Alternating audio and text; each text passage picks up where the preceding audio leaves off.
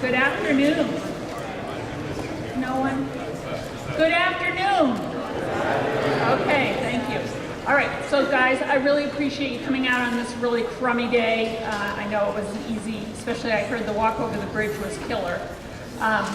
But today we have 3 guest speakers here to talk to you about kind of more social enterprise, nonprofit organizations. The first, let me just clarify some things so everybody knows, because if you remember the nightmare of signing out last time, here's how it's going to go. They're going to be all across the upper back. We're going to start with 201, section 201, 202, 203. We're going to work our way across the back all the way to 301.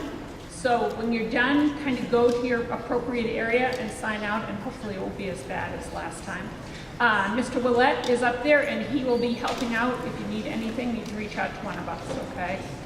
All right, so we're going to kick this off. We have Dr. Neil Shortland with us, and he is the assistant professor in the School of Criminology and Justice Studies, and he's also the director of the Center for the Terrorism and Security Studies here at the university. He's been involved with DifferenceMaker, and he has mentored 2 teams here, PACE and Operation 250, and I'm going to let him tell you a little bit about that, but also why this is so important. So I'm going to turn it over to Neil. Hello. I'll talk into a microphone, but I'll probably move. I like to move when I talk. Okay, so I'm going to talk to you a little bit about some of the student-based non-profits that we started at UMass Lowell. I'll talk to you about where they came from, why they're important, and then kind of where they're going from now and how they're kind of navigating their way into the real world. So most of you know the main highlights of terrorism. Jock Arsanaya, 2013. 250 people try and join ISIS. Basically, they all tell the same story, and it's not that this ideology overcomes them, they lose their mind a little bit, and then they decide to go and shoot people in Syria. That's a very simple view. No, the story of these individuals is that they're lost, they're searching, they're disenfranchised, they're disconnected, they don't have opportunity, and this offers them meaning, it offers them a purpose, it offers them something in life that's greater than what they are, a very convincing sell. Now, what was going on was that the big bad Department of Homeland Security, Department of State, they were trying to stop these kids from going and joining ISIS, from going and joining Al-Qaeda. And they were doing it in this kind of, like, big, I hate talking to my friend, big brother way that's kind of scolding, right? So they're saying, don't go and join ISIS or ISIS will kill you. Don't go and join ISIS or I will put you in prison for a very, very long time. Nobody will talk to you, nobody will love you, and it'll be an awful experience. And nobody listens to that. Like, psychologically we know nobody listens to that kind of deterrent message. I'm in England, where the government told us not to vote for Brexit or we'd all be poor. So we decided to screw the government, vote for Brexit, and now we're all poor. We don't like being told what to do. Like, it's a human fact, right? So DHS were doing this. They were telling people what they could and couldn't do, and it made no difference. In fact, numbers going to ISIS went up. So in about 2012, they realized they needed to do something different, and they said, well, who is most likely to understand these kind of, our target audience, understand the youth? Well, equivalent youth. So there we go, microphone. So they basically designed this program called peer-to-peer. So the DHS and its entity designed this program called peer-to-peer, which is basically a university-wide innovation competition. It's a difference makers per se, but for schools all across America and all across, in fact, the world. They do 2 competitions. And they gave student teams the same brief. They said, basically, do anything you want to do that will stop people from joining ISIS because we don't know what to do. So all these different teams go around, they do different ideas. We had tech ideas, we had social ideas, we had innovation ideas, marketing ideas, all these different things. And then they bring them in and basically they announce winners every semester and the semesters continue. So I've done this now 4 times. So I've run 4 teams through this process. And the first one I ran, which is one I'll talk to you about today because it's the longest, is something called Operation 250. Now Operation 250 is this idea that why do people end up in negative situations? It's not always violent extremism, it's bigger than that. It's basically that they don't know what they're doing, they're young, they're immature, they're naive, and they end up on the internet in kind of risky situations. So Operation 250's idea was, well, let's just talk to people about online safety. because talking to people about violent extremism doesn't really work. So let's just train people in just online safety and the risks of what being online entails. Now, it did very well in the competition. It came second in the world, which was a good start. But then basically this is 4 criminal justice students and I think half a business major and me. So no idea what business is, no idea how to run one, no idea how to make money, no idea what a business plan looks like, or anything actually that real businesses in the world require. So we took this team that done well with DHS and we basically said, well, let's go through the school that understands business. So we put them through the DifferenceMaker competition. Now, I was very intimidated by this because our business plan, our profits were, we don't have any. Our funding plan was, can people please give us money because we don't actually make any money ourselves. And the product, well, we're going to give that away for free to schools. So we really relied on the whole, your kids might end up joining ISIS one day sell. And actually, it worked phenomenally well. We won DifferenceMakers. We managed to secure, right now we've secured about $60,000 of investment in Op 250. We're hosting a national conference for educators in about a month's time. We've been in 4 schools. This summer we're doing an entire summer with the Somali youth in Boston. We're being studied by Harvard, we're being studied by the National Institute of Justice, and we're currently competing for about $1.5 million in funding. In fact, the other day actually someone told me that Op 250 is the best P2P to ever be made and to still be in existence. So it did really, really well. And I try and look back and I try and understand why. Because I want to know what it was that made them good, that made people like them, that made them effective. And I think, for me, I think it's about it's about the innovation they showed, the adaptability they showed, and kind of the realism that they were able to bring to pass. And I want to show you one thing that's really, really simple, because I think to me this epitomizes what made them who they are and where their minds are. So I'm going to show you this video, and then I'm going to tell you a couple things that the team did with this video.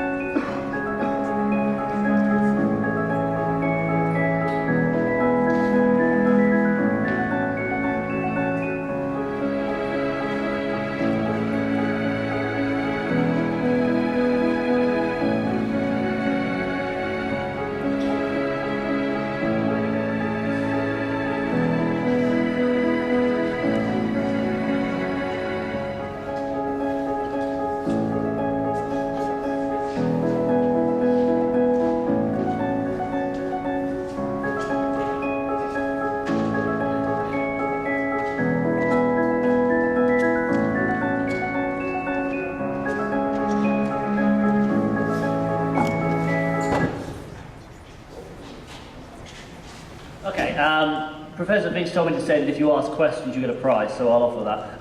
Honest guess, how much do people think that video cost? Let's say I had a budget of $10,000. How much do you think that video cost to make? How much of our budget did we spend? Highball, lowball. How much? 200?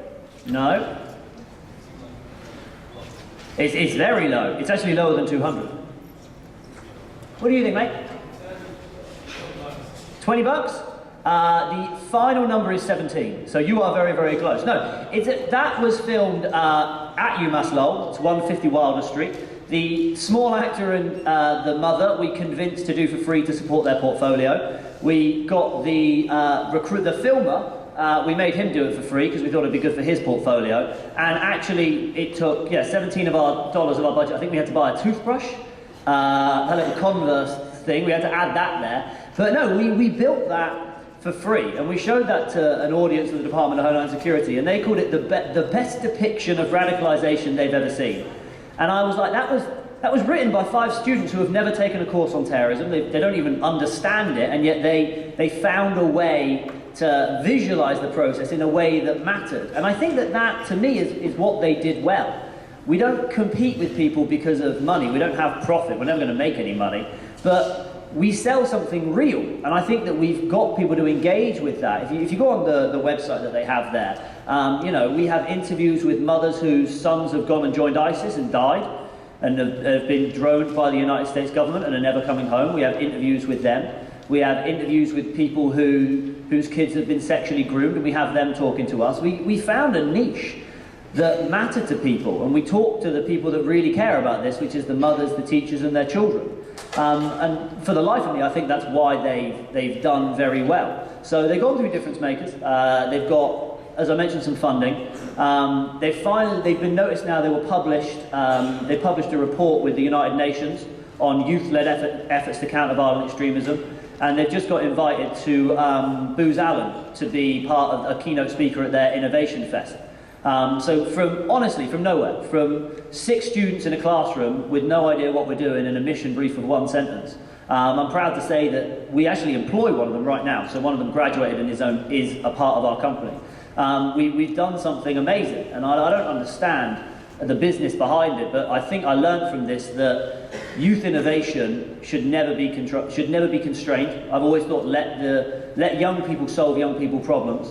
And I think if you find a message that resonates with people, they'll care about it a lot more than if you're telling them that you'll make them a lot of money. At least that's my experience in the area anyway. So I came into this with no intentions of ever being part of the business, no intentions of starting a CVE organisation. And thanks to the students, and thanks really to DifferenceMakers, we've been able to create something very real that's making a real impact in the local area, and hopefully maybe in the wider national area too.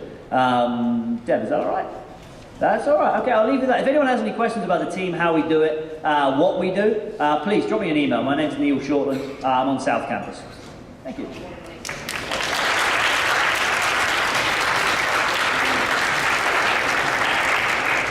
Thank you, Neil. I think it's really moving. Maybe some of you have experienced this or know someone who has, so it's always important to reach out to others, and I encourage you to do that. So our next guest speaker is Matt Clarke. He is the founder of a nonprofit called Prevention's Possible. He was a student here at the university. He completed his degree 3 years ago, I think. Getting on there. Has gone on to graduate school, will be finishing up this summer. And I'm going to let him tell you his story.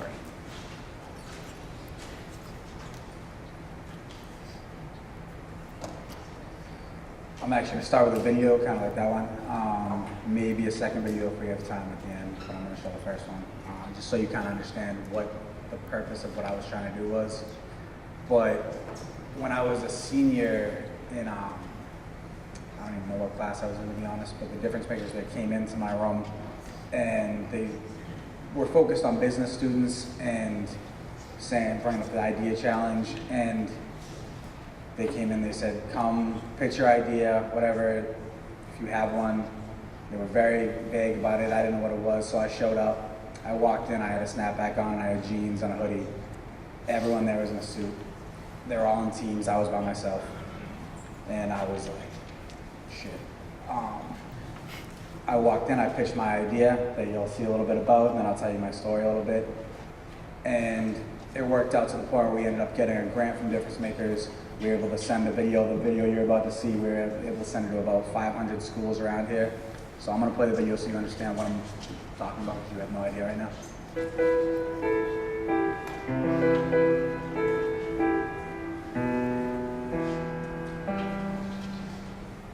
People tell me, you'll get past it, life goes on, you'll get through this. But I don't want it to. Because I get to wake up every single day. My best friend Paul, he doesn't. I have worked with a number of speakers over the years. Matt Clarke is by far one of the most effective when it comes to promoting the message, to sharing the message about highway safety in a way that is meaningful to the teenage driver. And his acceptance of the fact that he was responsible for that crash is the most important piece, because many speakers will share their story and not take full ownership for the reality of what happened, for the fact that it happened because of them and because of an unwise, unsafe choice. What I liked about Matt is that he's really casual. I mean, he just told us his story, and we got to take what we wanted out of it. And I mean, I thought that it kind of spoke to everyone in different ways. It wasn't like a defined message. It's kind of what you, like how you can connect to it. And with that, I think that Matt's speech had a huge impact on people because he was like the living, breathing, like it was him and it happened to him. And the fact that people got to see that, I think it resonated more with them rather than someone just coming in and telling you, don't do drugs, don't do alcohol, like I know people. But Matt actually said it happened to me, it affected me, and my life is like this because of what I did and the choices I made. We left that party. I walked out under the influence, got in the driver's seat of my car.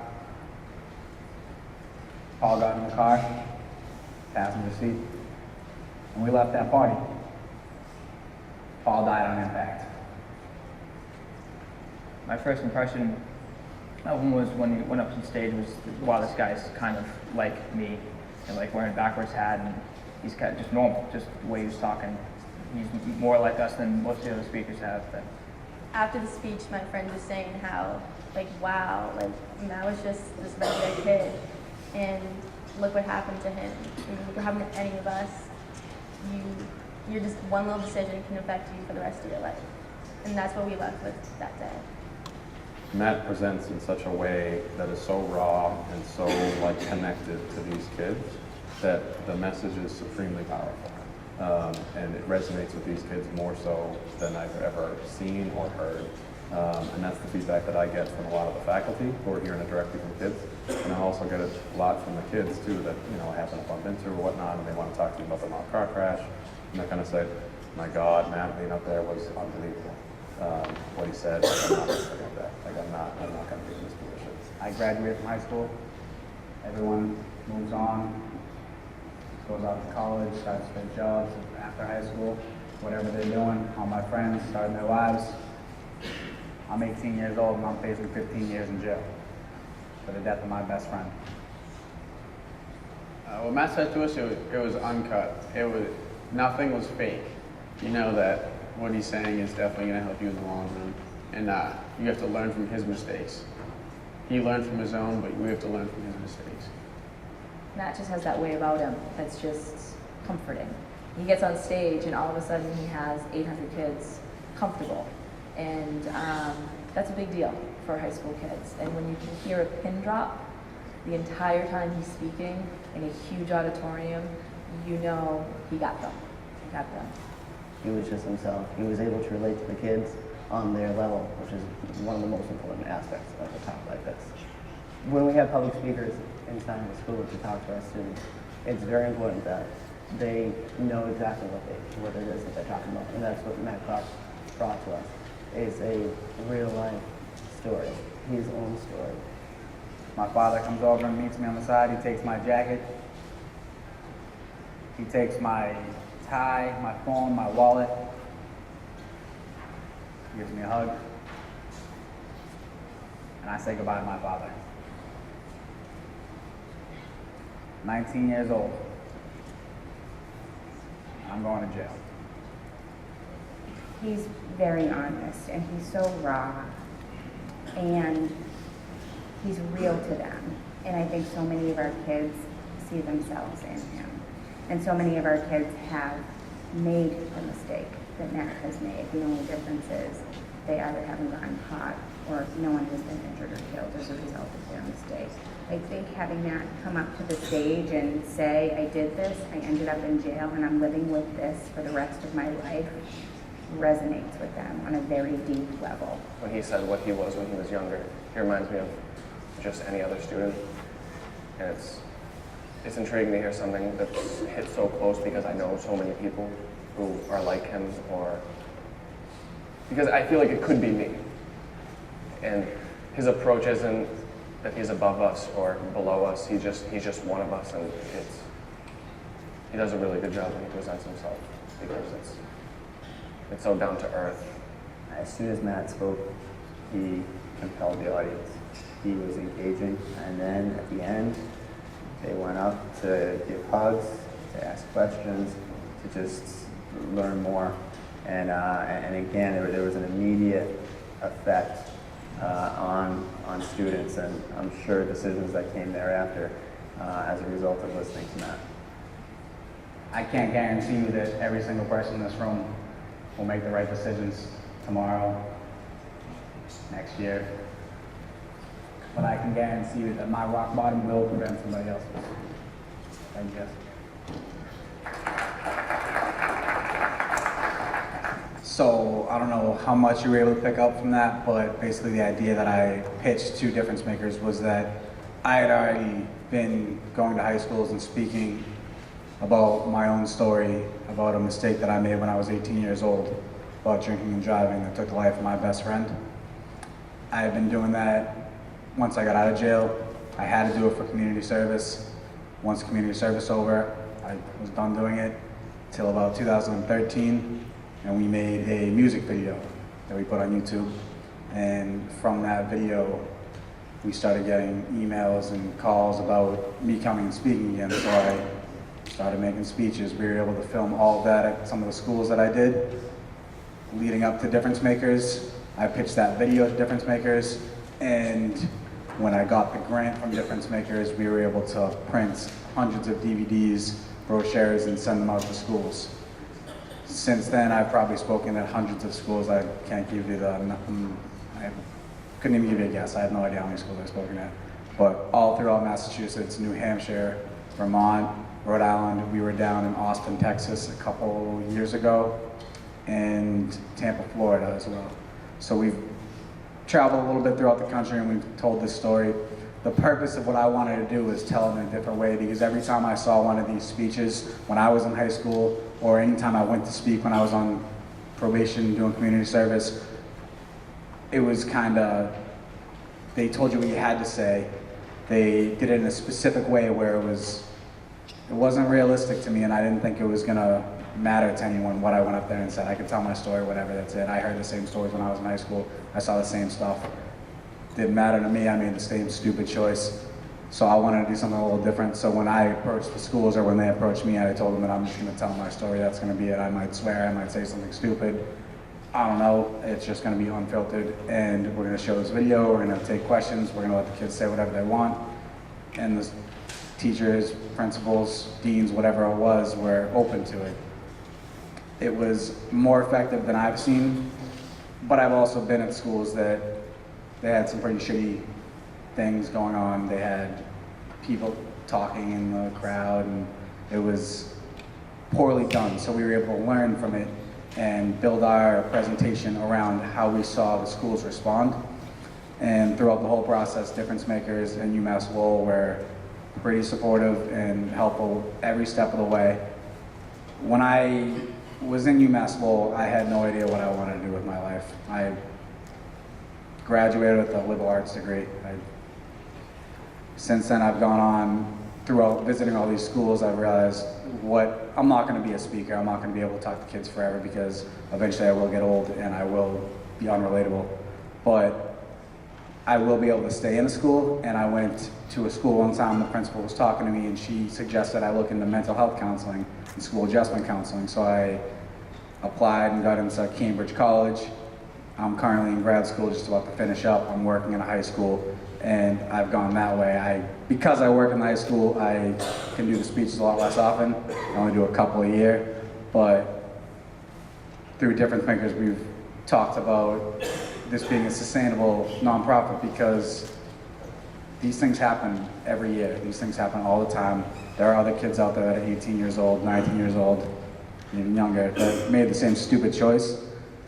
Unfortunately, this happens all the time. So those people we can bring in and we can continue making speeches at high schools even when I'm old and no one wants to listen to what the hell I have to say. So I'm gonna continue working with DifferenceMakers. We actually talked about it today, to maybe prolong and sustain it for, it's not gonna be, no one's gonna be paying me millions of dollars to come speak at the school about drunk driving. I know that, but we can continue spreading the message. I know that, that's a fact. So I can use my story for as long as I choose to, or as long as people will listen. That's all I have. We can open it up to questions. I can do that now or at the end, it doesn't matter. Okay. If there are any questions, I can take any questions. I don't think your prizes get people to ask questions. Just yell it out, because what was it like when you first started speaking? when I first started speaking, they came to my cell when I was in jail and they opened the door and they said, hey, if you want to come go to a high school and speak and tell your story, we will let you out of jail, we'll shack you up, put you in a paddy wagon and bring you to a high school. And I was 19 years old when I was in jail, so all I heard was, we're gonna let you leave jail and go to a high school. So my intentions were not to go spread my message, my intentions were to get out of jail and go to a high school with kids my own age. And I went and I banged my story out real quick. I didn't think anyone was listening to me. Probably took about 3 to 5 minutes the whole time. So when I first was doing it, I didn't think it was gonna be effective at all. It wasn't until years and years later that I actually started taking it seriously, learning how to speak, and actually telling my story in an effective way. We did a music video and we kind of just opened it up to learning from every single one of the speeches and making it better each time. But when I first started, I sucked at it and I was not effective.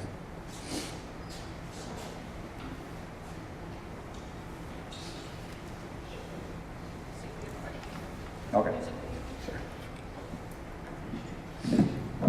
I can show the music video that we sent, but in my defense, I did it when I was a lot younger, and you can guess how much this music video cost, just like you guessed that one.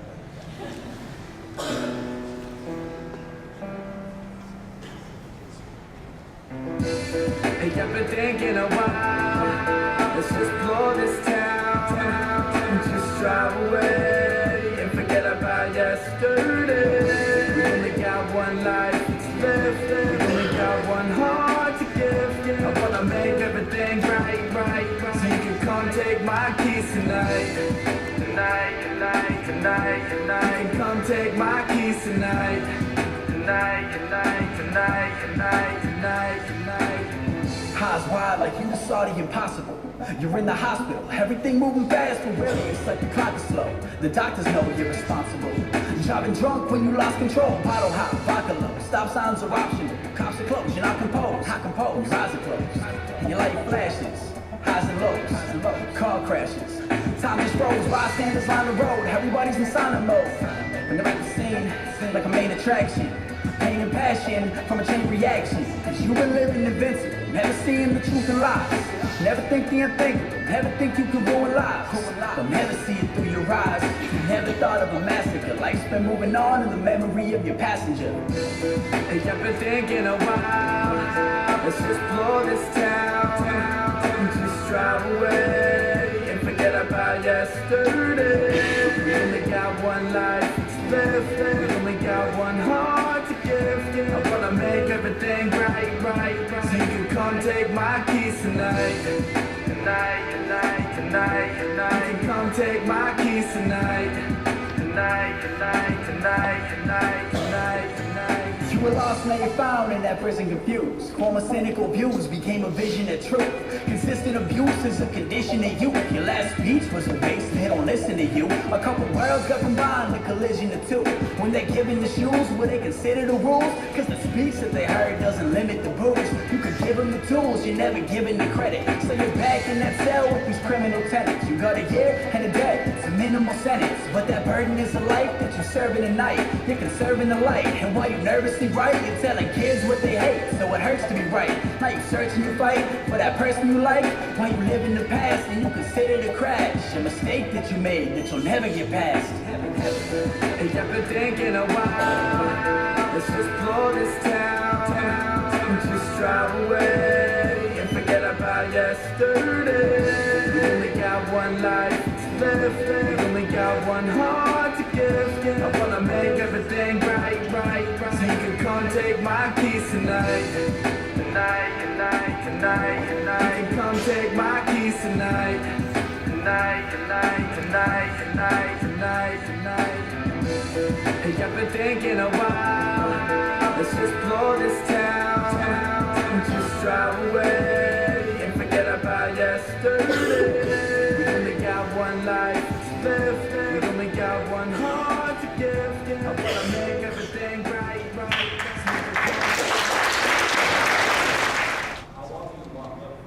So I got sentenced to 2.5 years in jail. One of them was mandatory. The rest was suspended time over probation, so I did 1 year. I can't see hands, so if there are hands.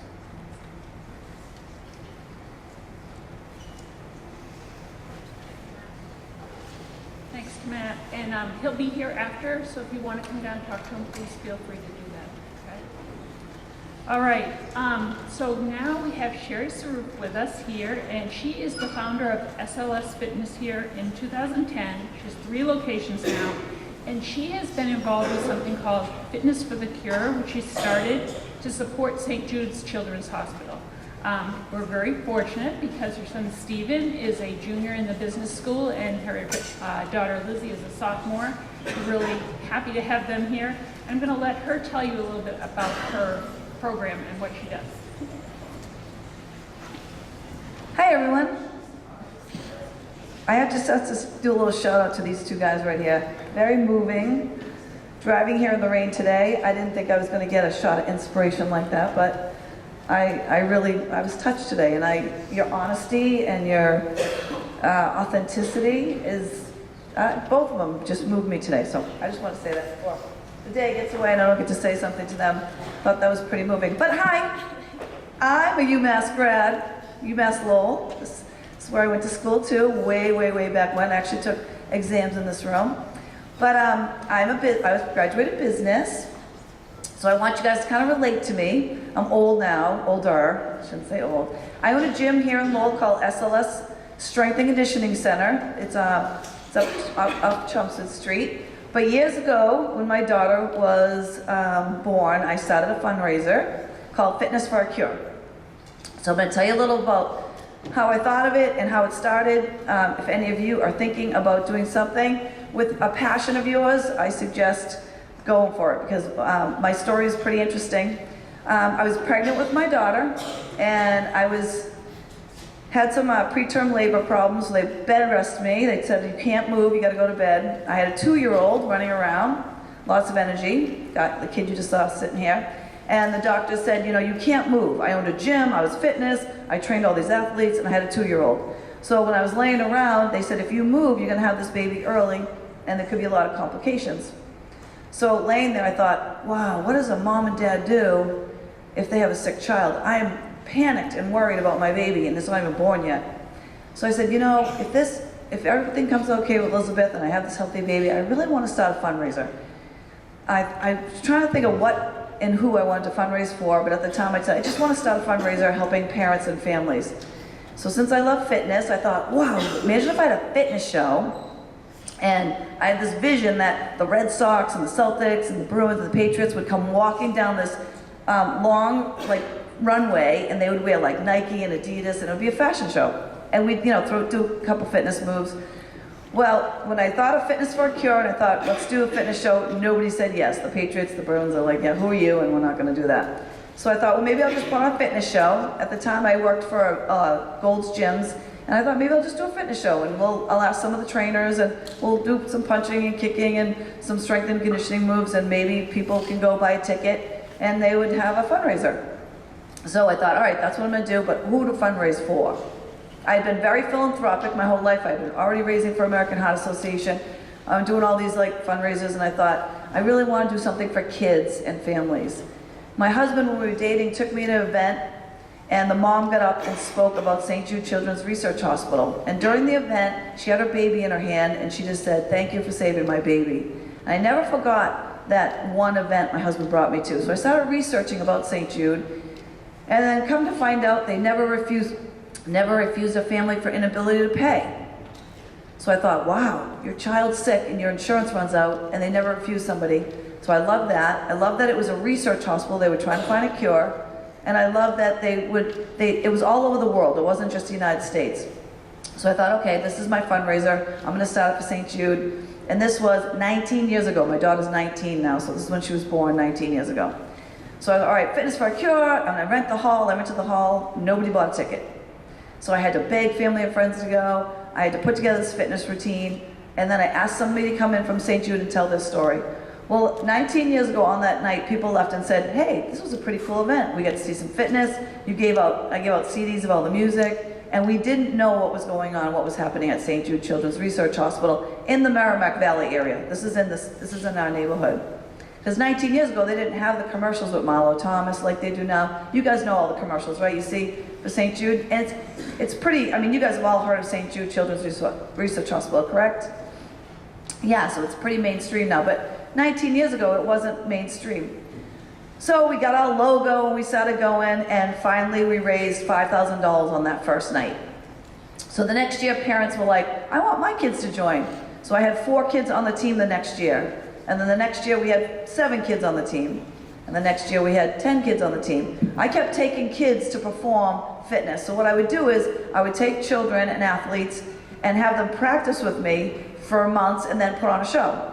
And the kids, I would sneak in fitness and strength and conditioning. People would buy a ticket for St. Jude, and we'd have this great event. Well, 19 years later, my event is actually in 2 weeks. It's March 17th, it's on St. Patrick's Day. It's right here in Lowell, the Lowell Memorial Auditorium. We will sell out day and night at 700 tickets for both. Last year, we raised $500,000, $500,000 in one day. This year, we're probably gonna make about $700,000. We haven't even, I mean, we don't even know what we'll do. I'm hoping that someday it'll go to $1 million, but to date we've raised over $4.2 million for St. Jude. Isn't that crazy? For a little idea I had one day sitting there going, I want to put on a fitness show. So a couple things is that if you have something you're passionate about, knitting, throwing basketball hoops, I don't know, start a fundraiser and start making some money for something that you is passionate about, because it's really interesting what you can do. And I own a business, and I run my Fitness for a Cure like a business, so I feel like I have 2 businesses. We have branding, we have logos, we have uniforms, all the team wears jackets. Everything you do in a regular business, we do for our fundraising. We have committee meetings, we go out and get corporate sponsors, we sell tickets, all the stuff for fundraising. What's pretty interesting over this 19-year-old journey is I started taking the kids, the team, down to Memphis.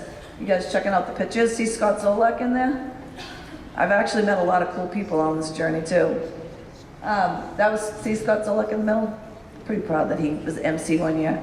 But what I want to share with you guys is that the team is made up of first grade all the way to college. We actually have a college team, and 5 UMass students are on the team, and they actually perform on March 17th at the Lowell Auditorium. So if you ever wanted to get involved in something like this, all you got to do is know how to do some really cool squats, burpees, push-ups, some cool hip-hop moves, and that's all you got to do. And I'll teach you all that if you don't know how, because I have some pretty people that don't know how to dance on my team for the college team and high school team. But what happened is I took them all down to Memphis, and we volunteered down there. Every 2 years we take a big group down there, we volunteer, and it is amazing. If you ever have a chance to go to Memphis, Tennessee at St. Jude, I suggest you go and tour this hospital. Talk about a business and the branding there, incredible. It's just absolutely amazing. So why St. Jude? They never refuse a child for inability to pay. There's no other place like that. You guys remember that movie, Patch Adams? Do you guys remember that? That's the only other hospital that's ever done anything where they've never refused a child. Do you know how many children are being treated right now at St. Jude that their parents, the insurance money runs out? So that's why I really love fundraising for these families. Not only do they pay for everything, but when you say your family, somebody in your family gets diagnosed, they pick you up in a limo, they fly you there, they put you up in a house that's nicer than any of our homes. They treat you like, there's nothing I can say more. They take care of everything for you. So that's another reason why I love fundraising for St. Jude's, because we're feeding these people money so that they can take care of people when they're sick. I met a family down in Memphis, and the mom and dad said, you know, in the middle of the night, they fly us in, we just find out our child had cancer, and we sit down, and he said, I don't have the money for this. And the nurse leaned over and she said, Danny Thomas is taking care of this for you, you don't have to worry about any money. And he said the weight lifted off his shoulders as a parent was just amazing, and I never forgot that. So that's the reason why I love St. Jude so much. It's a huge campus, they do amazing things down there, as a lot of you know. And during this long journey, I've met so many wonderful families, so many inspiring stories. Bringing the high school and college team down to Memphis, I mean, they play ball with the kids, we play basketball, we have them crawling all over our heads. It's just so fun to go down and volunteer and be integrated with the kids down in Memphis. It's a huge campus, by the way, it's huge. I made my trainers dress up one year as superheroes. Chewbacca wasn't happy, that's one of my top athletic trainers, and he did it for the kids though. So those are all the trainers. Any questions about St. Jude or Fitness for a Cure? How to start a fundraiser, if you guys have an idea. $4.5 million we've raised for St. Jude, isn't that crazy? Right here in Merrimack Valley, Lowell Auditorium, March 17th, if you guys want to go. Not that this is plug, but I just want to maybe finish off telling you guys a story, but a couple things about St. Jude too is if you have a family member or aunt or uncle or sister or brother or somebody who ends up getting a diagnosis of cancer, please go on to stjude.org and investigate St. Jude. They work a lot with all the hospitals. They freely share all the treatment. It is a research hospital. They're doing cutting edge research all the time. But if you know somebody, you want to make sure you check everything. I went to a fundraiser recently for St. Jude, and I was sitting next to the CEO of Dana-Farber, and I said, can I ask you a question? He's like, yeah. I said, why are you at this fundraiser for St. Jude if it's Dana-Farber? And he said, because when we don't have the answers, we go to St. Jude. They're the ones that set all protocol for all pediatric cancers in the world. So they're the ones that are feeding all the hospitals around here the information for taking care of everybody. And I thought that was pretty cool that the CEO of Dana-Farber was sitting right there at a St. Jude event. All right, so you guys want to hear one of my cool stories about being down in Memphis? Yeah. Oh, at least you're saying yeah, good. All right, so I'm fundraising for years for Memphis. They say, we got to get this girl down to Memphis. She's raising all this money. Let's get her down there. So I said, well, I'm down in Memphis. I want to volunteer. If I'm there, I want to help the kids. So they sit you in this room and you talk to all these nurses and they talk to you about how to volunteer. So they teach you how to talk to the kids and what to do. So I go through this big thing and they say, okay, Sherri, you're ready to volunteer. Tomorrow, meet us at the door at St. Jude and you can volunteer and be with the kids all day. I said, great. So first day I get there, I'm at the door, first day at the hospital, I'm like, this is so cool. And they said, you're going to be volunteering with these two guys, and it's Jim Carrey and Robin Williams. So there's me, Jim Carrey, and Robin Williams sitting there. So I'm like, oh. I act like you know these guys. I'm like, hey, what's going on? They're like completely ignoring me. The two of them are talking. So we get in the elevator. They said, you guys are going to work in the chemotherapy room today. I said, oh, okay. So we get to the chemotherapy room, we walk in, all the kids see Robin Williams and Jim Carrey, and then Jim Carrey just all of a sudden immediately starts going into the Grinch. He acts like the Grinch, the kids jump all over him, Robin Williams starts acting like Mrs. Doubtfire, and their kids are jumping all over him, and they're like, who is this lady? So I sit down and I'm just coloring with this little kid all day, and you get sucked into the families. I was like, I forgot they were even there, we're there all day. So at the end of the day, I didn't see them the rest of the day, they were gone playing with the kids. So at the end of the day, they said, everybody, it's time to go home at 5 o'clock. At St. Jude Hospital, they don't They don't want the kids to stay in the hospital. They send you to a home at night on campus. It's the Target house, the Ronald McDonald house, or the Grizzly house. And they send you to this house so that kids they feel like they're psychologically a little better if they're in their own home instead of being in the hospital. So at 5 o'clock, everyone's gone. It's a Saturday night. Everyone's gone. So I'm standing there and I'm like, how am I gonna get back to the hotel? There's not one person around. So I'm kind of sitting there waiting. This family comes out, pushing a wheelchair, and there's a mom and the dad, and the mom and the dad both have St. Jude gear on, and the daughter's sitting in the wheelchair. And I go over and I say, hi, I'm Sherri, I'm super friendly. And they're like, hi, Sherri, we're from Tennessee, and it's so nice to meet you. And I said, oh, can I talk to your daughter? They're like, you can try. And she looks like high school, and she's like this in the chair. Really bad attitude. She's like, so I said, oh, I kneeled down, I said, hi, I'm Sherri, and she's like, my name's Sarah. And I said, oh, hi, Sarah, I'm Sherri. And she's like, I have a cancer that only one other person in the world has it, and the other person is dead. And I'm like, okay, they did not train me on what to say for this. They did not go in the training. So I kneeled down and I said, Sarah, I met all these doctors today, and I said, I really feel like this is a place of hope. And as soon as I'm talking to her, I see Robin Williams walk out. This is a true story. Robin Williams walk out. I'm just saying that. And I'm kneeling down, and her mother's behind her. And he's walking, as he's walking over, he looks up at me, and I just went, help. So he remembers seeing me at the beginning, so he walks over, and he puts the hands on the back of her wheelchair. So, and she goes, oh, and by the way, today's my prom night. And she whips off a blanket, and she has no leg. And I'm like, oh, now tears start rolling down my face. I'm like all panicked, blotchy. The mother's like starting to cry. And he goes, does anybody have a pen for an autograph around here? So you see the girl go like this. She's like, oh, and the mother starts like looking for a pen, and he goes, I need a pen, I need an autograph. And she's like, oh my God. So I said, Robin, it's her prom night. And he goes, oh. So he turns the wheelchair around, he's like, is your name Sarah? She's like, yeah. He goes, can I have this dance? And she said, what? Can I have this dance? Picks her up, and he starts slow dancing with her. I'm like sobbing, the mother's crying, she's crying, he's slow dancing with her. He puts her back in the wheelchair, and he goes, you email all your friends that you danced with Robin Williams on your prom night. I'm like, I'm crying. She's like, thank you, thank you. So we put Sarah and her mom and dad on the bus to go to the Target house, and I'm standing there, it's just me and him, and I have this thing, because I've been boxed my whole life, and I get really uptight, I start punching, I'm like, what the hell, I can't believe you just did that. I'm like pushing him, all my, like, you know, like all that raw emotion, I'm like pushing him, I can't believe you just did that. And he's like, what the heck, I'm nothing compared to these people. This is crazy. Oh, he was like, you could see him like physically, like just really down. We get in the limo, drives us back to the hotel, both staying at the Marriott. We open the door, he starts walking out, and I'm like, thank you so much, I was going on and on you can imagine, I was going on and on in the car. But then he walks away, and I said, oh, by the way, Robin, I have this fundraiser in Lowell, Massachusetts, and he goes, no, and he just walks away, and that's the last time I ever saw him. I think he knew I was gonna ask him to come. Isn't that a cool story?